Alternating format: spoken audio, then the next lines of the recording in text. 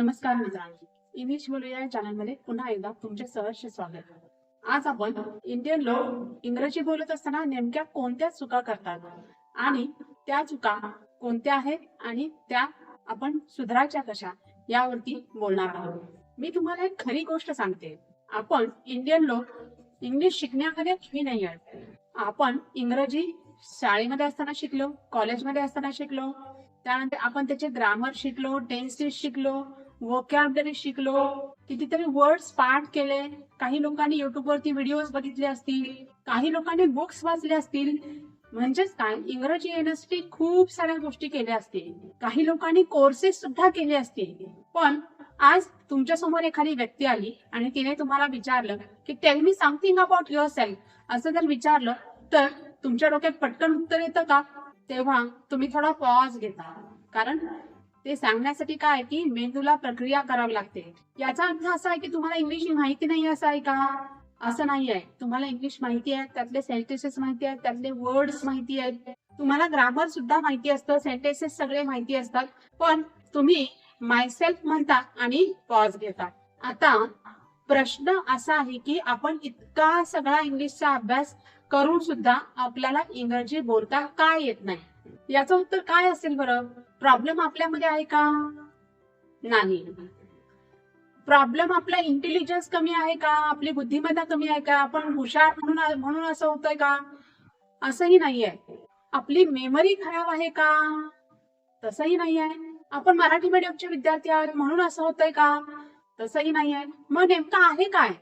तेच तर मी तुम्हाला इथून पुढच्या व्हिडिओमध्ये सांगणार आहे की इंडियन लोक नेमका काय चुका करतात आणि त्या चुका कशा सुधारायला पाहिजे हे मी तुम्हाला सांगणार आहे. आणि फक्त या चुका तुम्हाला सांगणार नाही, तर शेवटी मी तुम्हाला हे देखील सांगणार आहे की इंग्रजी शिकण्याची योग्य डायरेक्शन नेमकी काय असायला पाहिजे आणि कशा पद्धतीने असायला पाहिजे हे सुद्धा तुम्हाला मी सांगणार आहे. म्हणून हा व्हिडिओ शेवटपर्यंत बघा, कारण इंग्लिश हा तुमचा प्रॉब्लेम नसणार आहे. कदाचित तुम्ही ज्या पद्धतीने इंग्रजी बोलायला शिकताय, ज्या पद्धतीने तुम्ही इंग्लिशकडे बघताय, ज्या पद्धतीने तुम्ही इंग्रजी शिकण्याचा प्रयत्न करताय, त्या पद्धतीमध्ये कदाचित चूक असू शकते, त्या पद्धतीमध्ये कदाचित प्रॉब्लेम असू शकतो. आता मी जे काही सांगणार आहे ते नीट ऐका. सगळ्यात महत्वाचं म्हणजे सगळ्यात पहिली चूक जी काय आहे ती बरेच इंडियन लोक करतात, ती म्हणजे काय आहे की एक म्हणजे आपण इंग्लिशला सब्जेक्ट समजतो. सब्जेक्ट म्हणजे शाळेमध्ये असताना आपले गणित, सायन्स, मराठी, हिंदी असे जसे सब्जेक्ट होते तसा इंग्लिश देखील हा एक सब्जेक्ट होता आपल्यासाठी. आता इंग्रजी शिकताना आम्ही नेमकं काय केलं? आम्ही डेफिनेशन शिकल्या, त्याच्यानंतर आम्ही ग्रामर शिकलो, ग्रामरचे रूल्स पाठ केले, ग्रामरचे फॉर्म्युलेज आपण शिकलो. एक्झाम मध्ये केल्यासारखे आपण एक क्वेश्चन सॉल्व्ह करतो आणि आपल्याला वाटतं इंग्लिश आपलं झालं, आपल्या चांगल्या पद्धतीने इंग्लिश येतं असं आपल्याला वाटतं. पण साधी सोपी गोष्ट अशी आहे की समजा मला चपाती करायला शिकायची आहे आणि मी चपाती लाटण्याची किंवा चपातीचं कणिक मळण्याची सगळ्याची थिअरी मी बघितली आणि चपाती केलीच नाही, तर मला चपाती करता येईल का? मला प्रॅक्टिकली चपाती करता येईल का? मी फक्त थिअरी शिकून उपयोगाचं आहे का? मी फक्त थिअरी शिकून उपयोगाचं नाहीये. इथे एक गोष्ट अतिशय महत्वाची आहे जी तुम्हाला सगळ्यांना लक्षात घ्यायला पाहिजे, ती म्हणजे अशी की इंग्लिश हा सब्जेक्ट नाही आहे. इंग्लिश ही कम्युनिकेशन स्किल आहे जी तुम्हाला प्रॅक्टिकली करावी लागेल, जी तुम्हाला इंग्लिश वापरण्यामुळे अक्वायर होणार आहे. पण आमच्याकडे आम्ही पहिली चूक जी काय आहे ती बरोबर उलटी करतो. आम्ही भरपूर सारा अभ्यास करतो आणि वापरत काहीच नाही. तर आजपर्यंत तुम्ही हे केलं असेल तर थोडंसं स्वतःकडे लक्ष द्या. तुम्ही स्वतः काय करताय नेमकं त्याच्यावरती तुम्ही विचार करा की तुम्ही जर इंग्रजी शिकत असाल तर तुम्ही नेमकं करताय काय, हे थोडंसं काय करा की आज लिस्ट बनवा.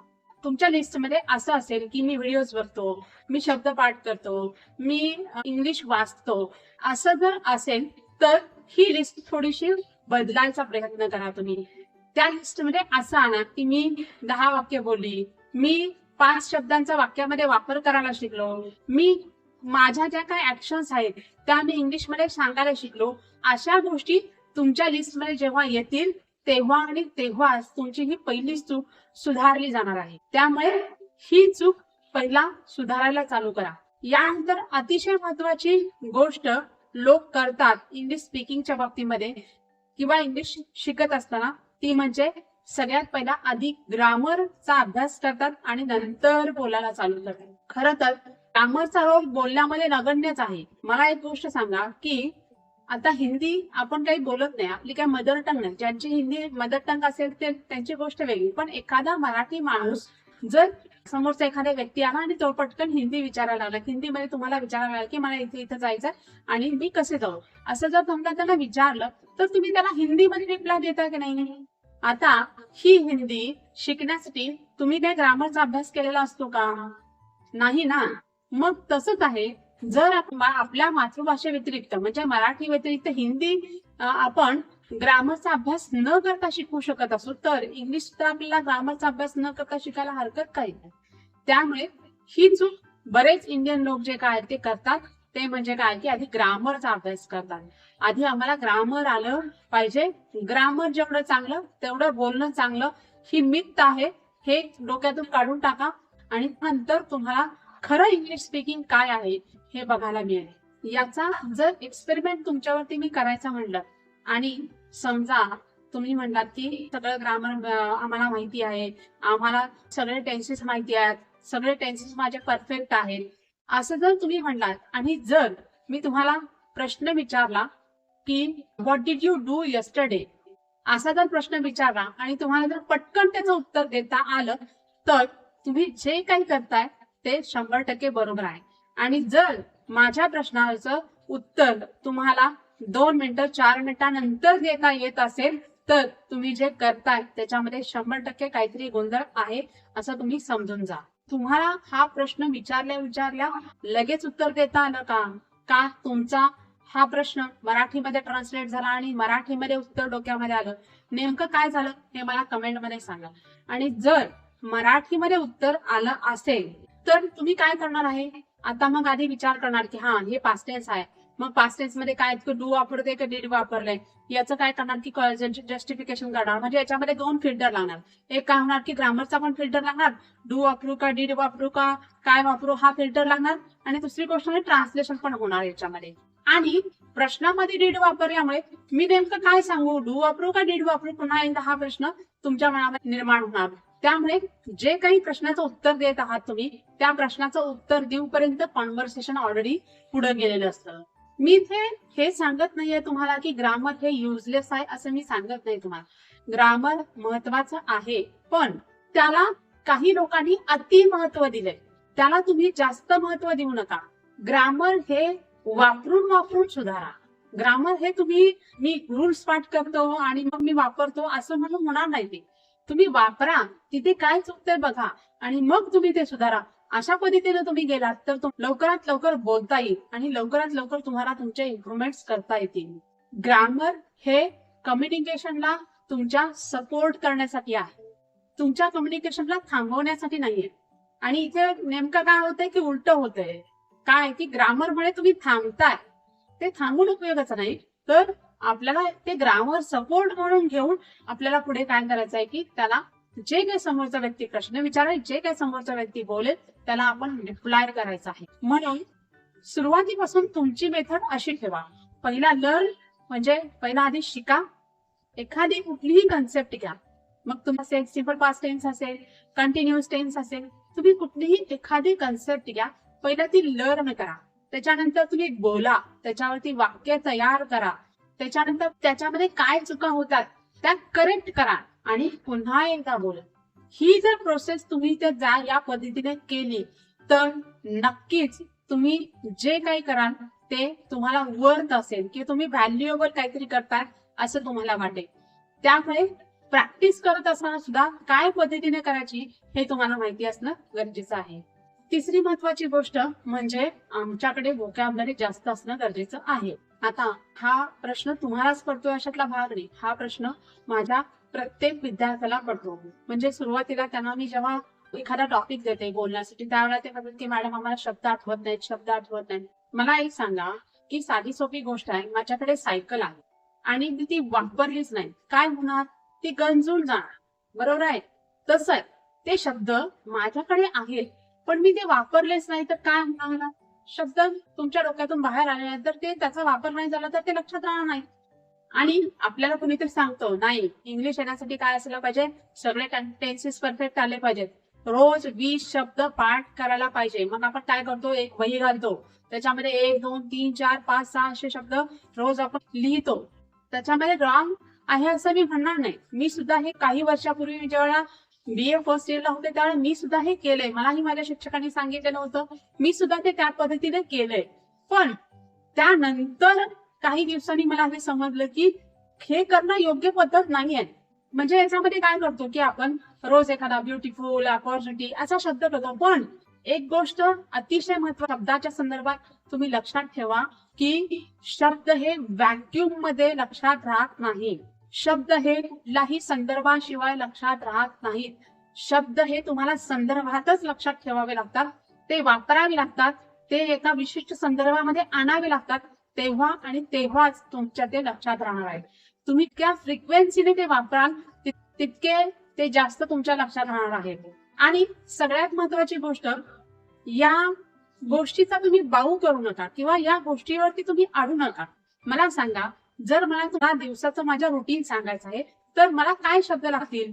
समजा मी म्हटलं की काय की I wake up at 6 o'clock, I brush my teeth, I take a bath, I have my breakfast, I go to the office, I have my lunch at 1 o'clock, I work in a office from 11 to 6 PM, then I return to home at 7 PM. आता ही साधी साधी वाक्य जी काय आहे, ही सगळी वाक्य माझा video reverse करून ही जी वाक्य मी सांगितली ती पुन्हा एकदा ऐका आणि त्या वाक्यामध्ये कुठे कठीण शब्द होता हे मला सांगा. इतकी साधी सोपी वाक्य आपण बनवू शकतो आणि इतकं नॉलेज, इतके शब्द आपल्याजवळ आहेत. त्याच्यामुळे आपल्याला काही सुरुवातीला फार मोठं काही बोलायचं नाहीये.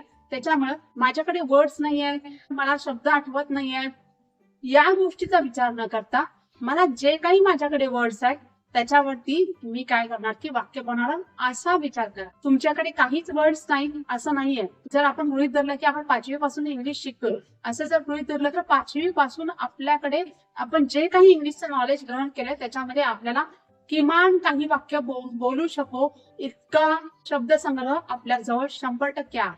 आपण जे शब्दांची लिस्ट नोटबुकमध्ये लिहितो त्या शब्दांचा प्रॉब्लेम असा होतो की आपण वही भरत जाते पण डोकं भरत जात नाही किंवा ते मेमरीमध्ये भरत जात नाही. आपण काय होतं की आज लिहिले शब्द उद्या विसरतो किंवा 4 दिवसांनी ते काय करतं की विसरतो. समजा आपण असं केलं की रोज 20 शब्द लिहिले आणि एखाद्या दिवशी आपले 600 शब्द झाले आणि 600 शब्द झाले पण त्या 600 शब्दांपैकी किती डोक्यामध्ये राहिले. आणि असं ज्या वेळेला 600 शब्द आपल्याकडे आहेत, समजा आपली एक मेंटॅलिटी झाली की आपल्याकडे 600 शब्द आहेत, पण जेव्हा आपण ऍक्च्युअली कॉन्व्हर्सेशन मध्ये जाऊ त्यावेळेला पटकन कुणीतरी काहीतरी विचारलं तर आय एम म्हणून काय करणार की आपण स्टक होऊ. तर या 600 शब्दांचा आपल्याला उपयोग काय आहे का? काहीच नाही. म्हणजेच काय की जे शब्द आपण पाठ करतोय, जे शब्द आपण लिहून काढतोय ते शब्द आपल्या लक्षात राहत नाही. माझा स्वतःचा एक्सपिरियन्स आहे, मी हे केलेलं आहे. मला स्वतःला असं वाटतं की ते वापरल्याशिवाय लक्षात राहत नाही. तुम्ही जोपर्यंत त्या शब्दांना वाक्यामध्ये कन्वर्ट करत नाही, वाक्यामध्ये वापरत नाही, तोपर्यंत ते लक्षात राहत नाही. आता हे टेस्ट करायचं असेल तर तुम्ही अशा पद्धतीने टेस्ट करू शकता. तुम्हाला अपॉर्च्युनिटी हा शब्द माहिती आहे, पण I had a great opportunity last year असं पटकन तुम्ही म्हणू शकता का? बघा, जर तुम्ही पटकन म्हणू शकत असाल तर तुम्ही जे करताय ते योग्य करताय. म्हणून व्होकॅब्युलरी शिकायची असेल तर योग्य पद्धत अशी आहे, एक शब्द घ्या, त्याच्यावरून फ्रेज तयार करा, त्या फ्रेजवरून तुम्ही सेंटेन्स तयार करा आणि ते सेंटेन्स रिअल सिच्युएशनला कनेक्ट करा. ते सेंटेन्स पुन्हा असं नको काय काहीतरी इमॅजिनरी आहे, ते सेंटेन्स रिअल सिच्युएशनला तुमच्या कनेक्ट करा. जोपर्यंत तुम्ही रिअल सिच्युएशनला ते कनेक्ट करणार नाही तोपर्यंत परत तुमच्या ते शब्द लक्षात राहणार नाहीये. तुम्ही फक्त शब्द शिकायच्या भानगडीत पडू नका. तुम्ही जितके शब्द वापराल तितका तुमचा शब्दसाठा मोठा होत जाणार आहे. त्यामुळे वापरायच्या मागे लागा. आतापर्यंत ही चूक तुम्ही करत असाल तर ही चूक सुधारा आणि तुम्ही विचार करा की मला जे काही शब्द येतात ते शब्द मी किती वेळा वापरतो. दिवसातून तुम्ही जे काही शब्द माहिती आहेत ते किती वेळा वापरता याचं तुमचं तुम्ही कॅल्क्युलेशन करा आणि मग तुमच्या लक्षात येईल की खरंच शब्द का लक्षात राहत नाहीत हे तुमच्या लक्षात येईल. चौथी महत्वाची मिस्टेक लोक करतात ते फक्त इंग्लिश पाहणे आणि ऐकणे एवढंच काम करतात. त्यांना वाटतं हे केलं म्हणजे आपल्याला इंग्लिश येईल.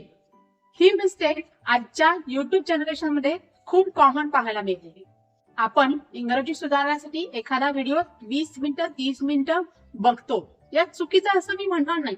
ऑफकोर्स लिसनिंग हे तुम्हाला हेल्प करणारच आहे, पण दुसरी खरं सत्य हे पण आहे की फक्त व्हिडिओ बघून तुम्हाला इंग्लिश बोलता येणार नाही. हे पण तितकंच सत्य आहे. आपण व्हिडिओ बघणं म्हणजे आपली प्रॅक्टिस झाली, ही त्यातली महत्वाची गंभीर चूक आहे. व्हिडिओ बघितला ठीक आहे, पण त्या व्हिडिओ मधले कुठले सेंटेन्स कन्स्ट्रक्शन तुम्ही रिपीट केले, कुठले सेंटेन्स कन्स्ट्रक्शन तुम्ही त्याच्यातून शिकलात जे तुम्ही स्वतः आता वापरू शकता, हे तुम्ही जज करा.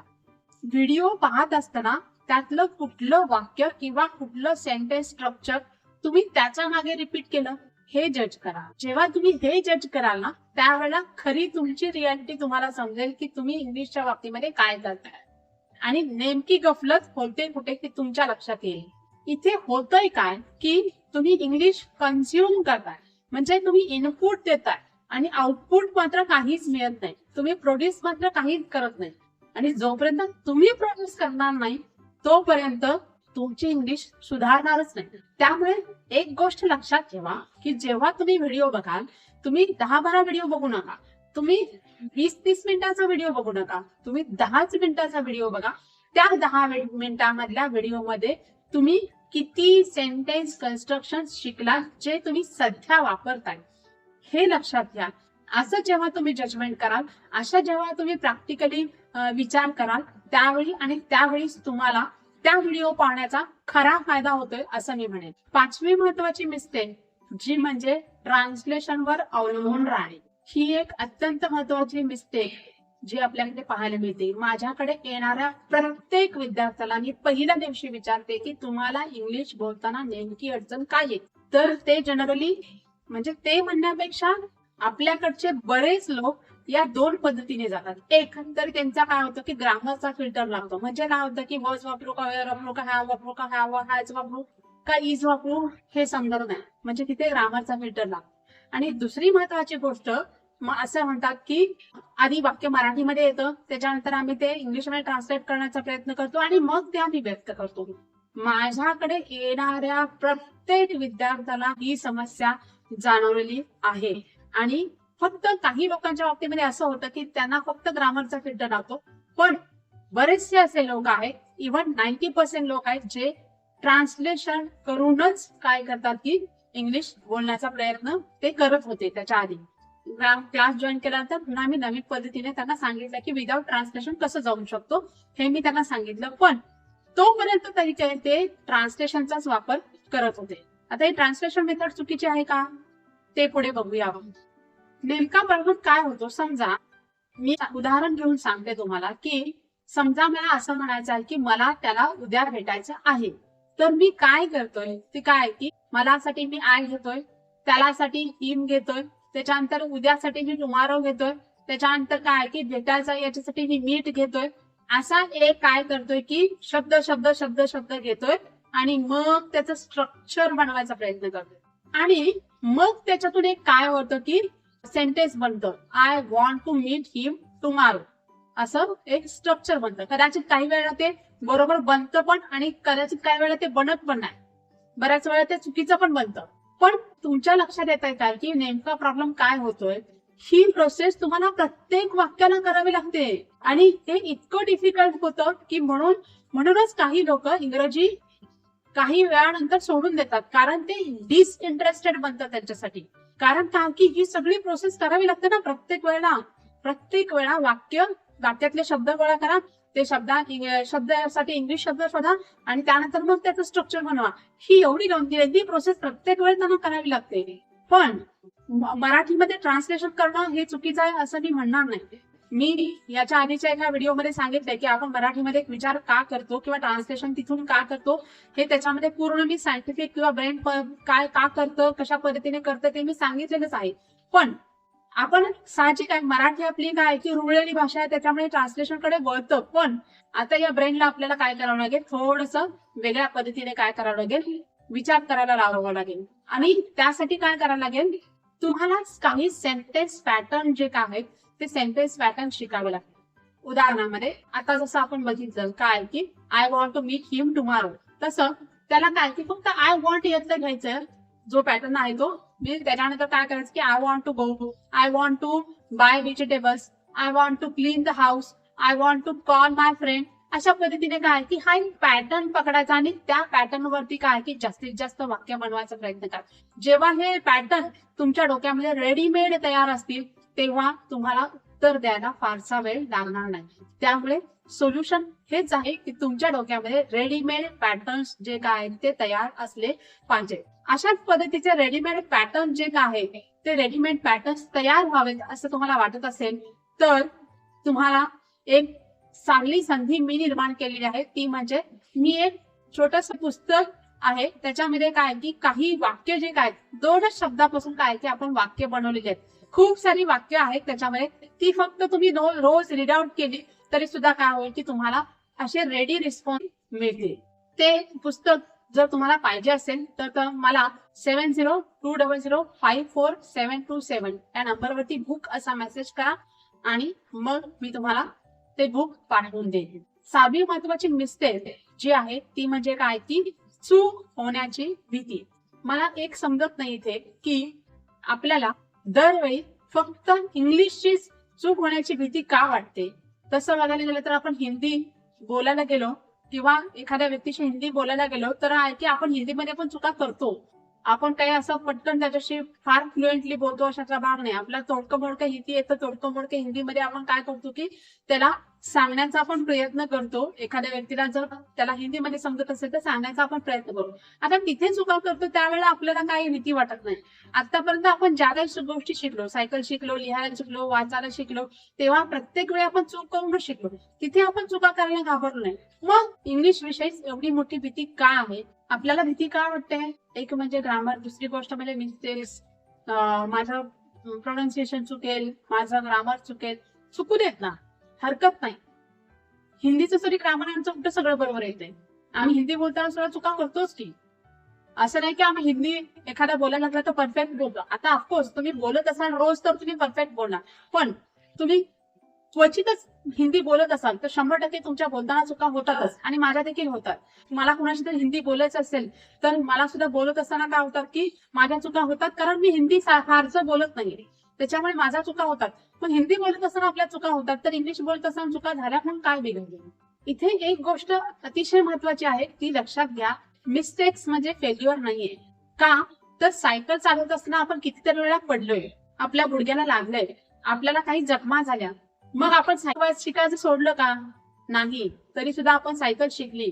मग आता तेच साधं सोपं उदाहरण जे काय आहे, तेच साधं सोपं गणित जे काय आहे हे इंग्लिशला अप्लाय करा.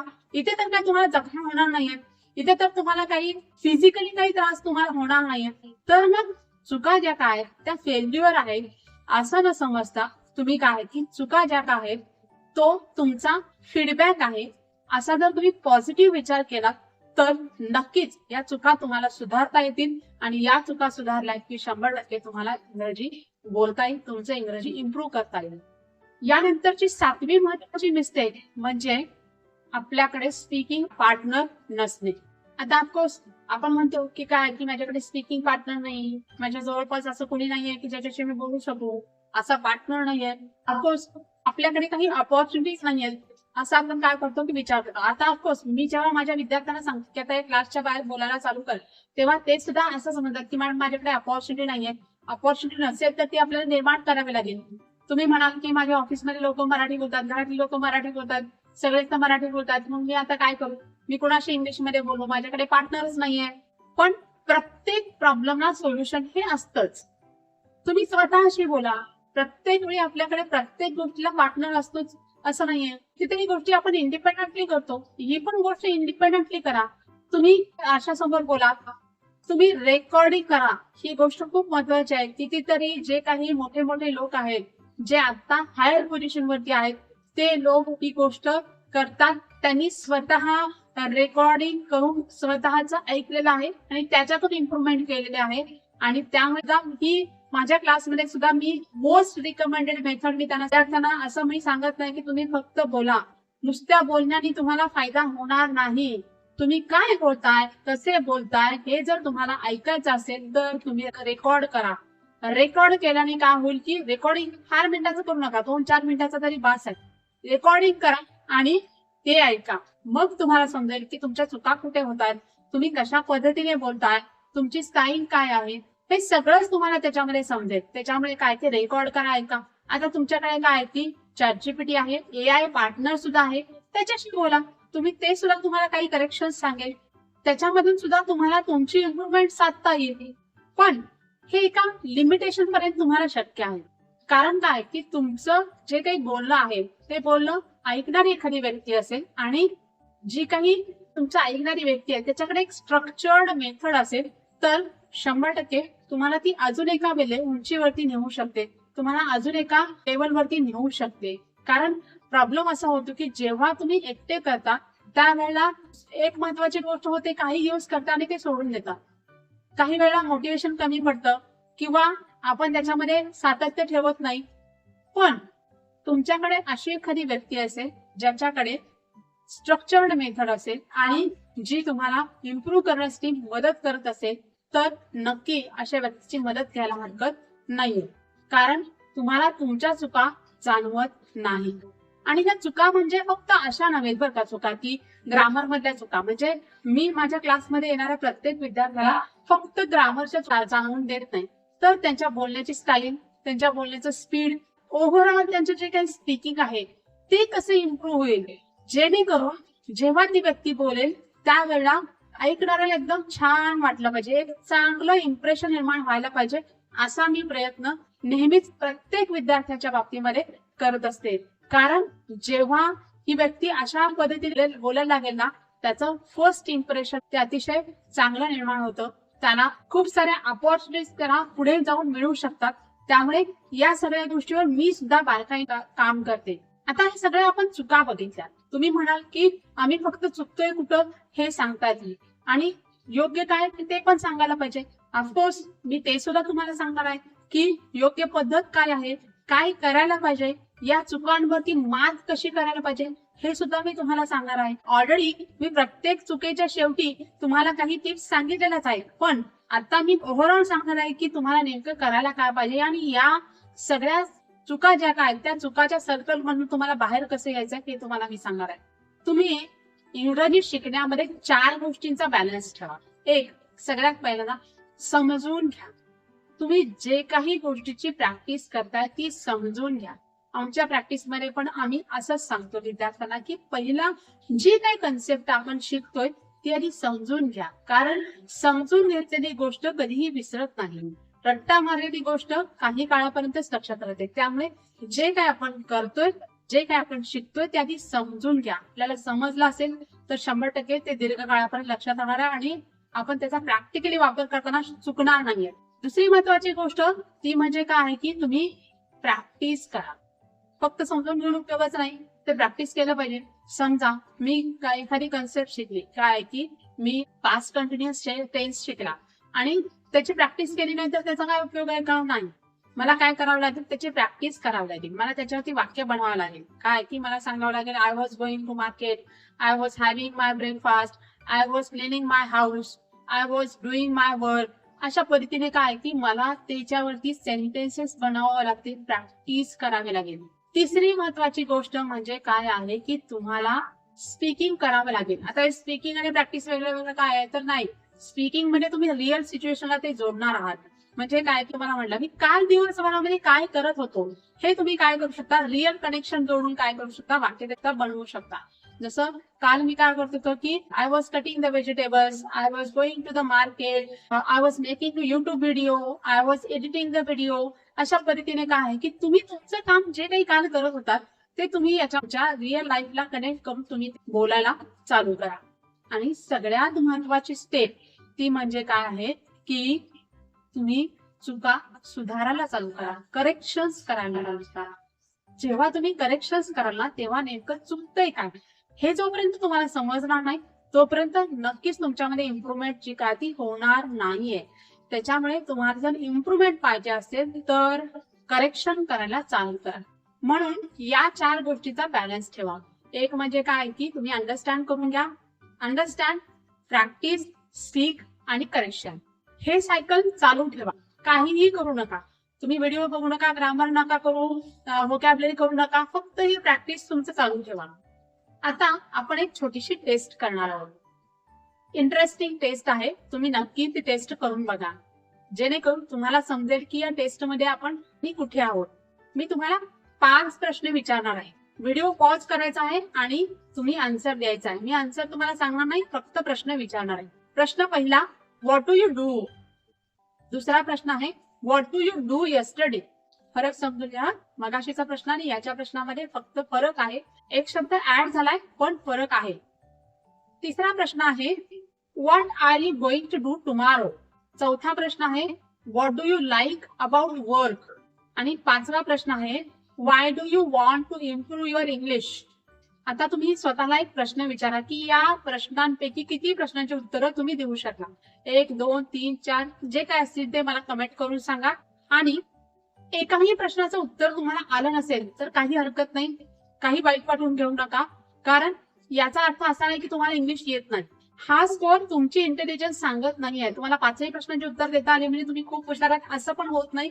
तुम्हाला एकाही प्रश्नाचं उत्तर आलं नाही म्हणजे तुम्ही हुशार नाही असंही होत नाही. या प्रश्नाची उत्तरं तुम्हाला देता आली नसतील तर तुमच्याकडे नॉलेज आहे पण तुम्हाला प्रॅक्टिसची गरज आहे.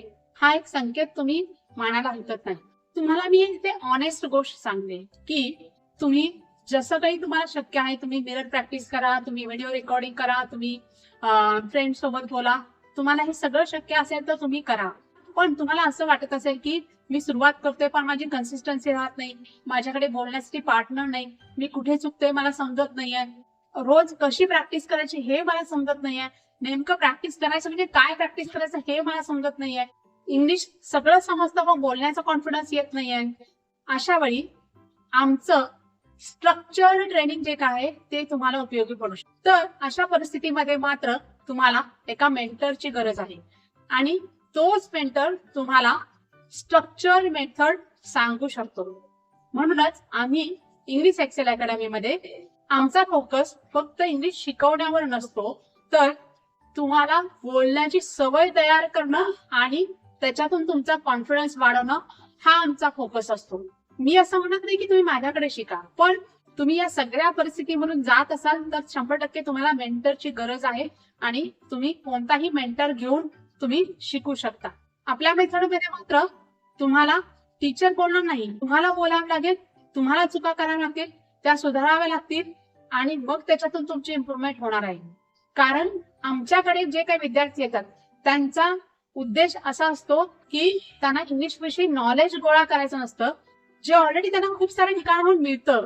तर त्यांना इंग्लिशमध्ये जे काही बोलायचंय स्वतःला ते व्यक्त करणे असतं आणि ते विद्यार्थी ते त्यांचं गोल नक्की अचीव करतात.